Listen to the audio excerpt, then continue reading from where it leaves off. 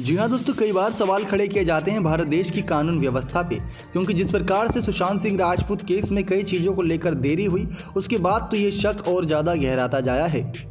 जिस प्रकार से सुशांत सिंह राजपूत की बहनों ने लगातार प्रधानमंत्री नरेंद्र मोदी जी से इस बात को लेकर विनती सिफारिश की थी कि वो सुशांत सिंह केस पर थोड़ा गौर करें और उसमें अपना कोई एक्शन ले, जिसके चलते उनके इस एक्शन से सभी को एकदम से सांत्वना मिलती और इसमें इस बात की भी हिम्मत मिलती कि चलिए हमारे साथ अब प्रधानमंत्री जी भी हैं, तो जांच में कोई भी पक्ष या विपक्ष नहीं देखने को मिलेगा। भले से ही प्रधानमंत्री जी ने उनकी बातें सब सुनी हो, लेकिन उनकी तरफ से कोई आधिकारिक बयान जारी नहीं किया गया था।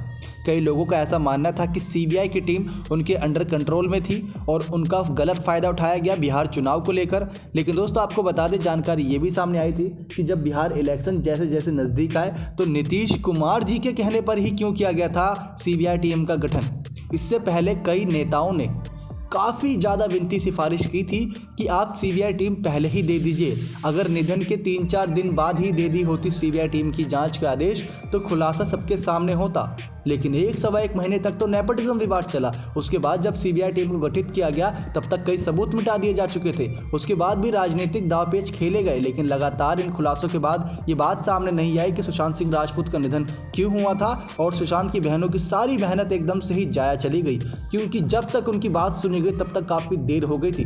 कहा जाता है कि कोई भी काम अगर समय पे किया जाए तो वो काम का सफलतापूर्ण जो हमें लक्षण है और परिणाम है हमारे सामने होता है, लेकिन अगर उस काम को करने में देरी की जाए तो आप कितने भी मेहनत से वो काम करिए, कितने भी दिल लगाकर वो काम करिए, असफलता ही मिलती है।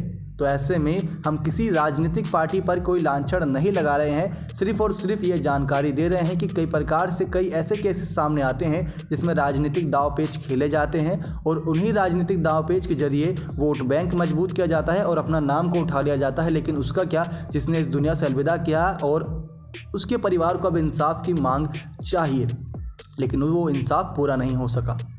तो किसी भी राजनीतिक पार्टी पर हमारा लांछन लगाने का कोई भी मकसद नहीं है, रिपोर्ट के अनुसार सारी जानकारी है।